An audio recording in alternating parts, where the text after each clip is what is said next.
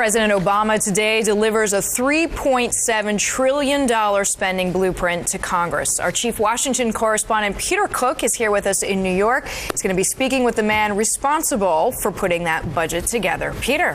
Well, Deirdre, Jack Lew is the president's budget director. He's with us now from the White House. Mr. Lew, thanks for the time. Appreciate it. And I know you're already hearing criticism from Republicans and budget watchdogs. This budget is not ambitious enough given the nation's fiscal challenges.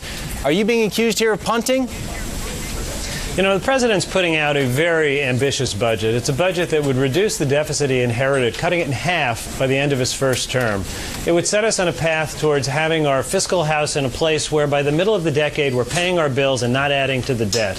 He's described it as a down payment, but it's an enormously important down payment to put us on a solid footing as we approach the middle of the decade. It's a budget that makes tough choices. In the area of domestic spending, there's a freeze for 5 years. It means $400 billion of savings over the next 10 years. That means real changes. It's not just low-hanging fruit like waste, fraud, and abuse. It means cutting programs that people and communities rely on. We also deal with defense and all aspects of the budget. It's a tough budget. Well, you know all too well that the president's own deficit commission was charged with the challenge of getting that deficit down to a percentage of GDP down to 3% by 2015. You all don't even do that in this budget. How do you reconcile that?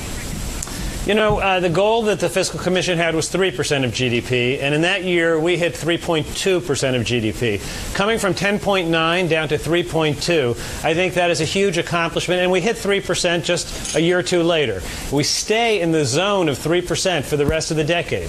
So I think that if you look at this in terms of the economics of it, in terms of the policy that's driving it, it accomplishes the goal of stabilizing the deficit as a percentage of the economy.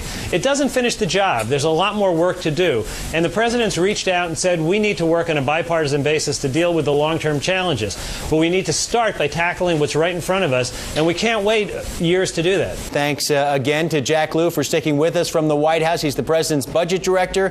Today, the president's submitting a $3.7 trillion spending plan that cuts the deficit by $1.1 trillion over 10 years. Mr. Lew, again, thanks for staying with us. I want to pick up our conversation on the subject of whether or not this plan is ambitious enough, specifically in the area of entitlements.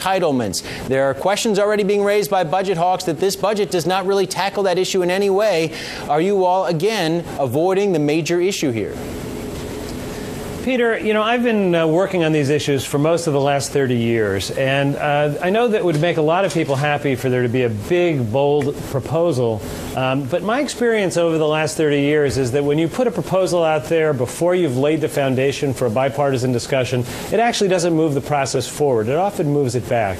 What the president's tried to do in this budget is deal with the problem before us, get to a point where we can stabilize the deficit and say that we're not adding to the debt, that we're paying our current bills. We do that in this budget, but we also reach out. The president's made clear he wants to work on a bipartisan basis to deal with the long-term challenges. It requires work to set the stage for that. I think the State of the Union made an important beginning. This budget continues that. So I think we have to keep the short-term, medium-term, and the long-term all in mind. This budget accomplishes the goal that we need before the next 5 or 10 years are out, and we can't put off that process.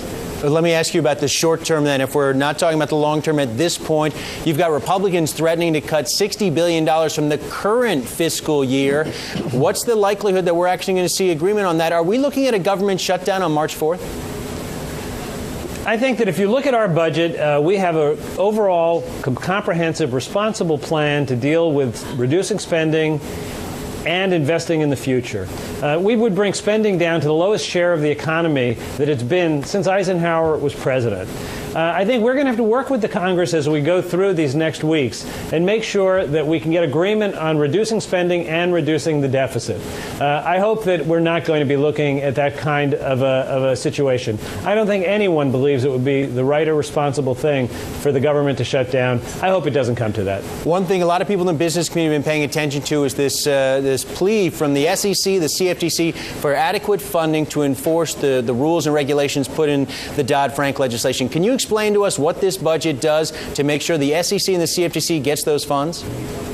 Well, I can tell you that our budget took very seriously implementing Dodd-Frank, putting the resources in that are required to do the hiring and have the programs so that we can both make the process of implementing Dodd-Frank smooth and ensure that we don't face the kind of risks that we saw over the last few years in the future.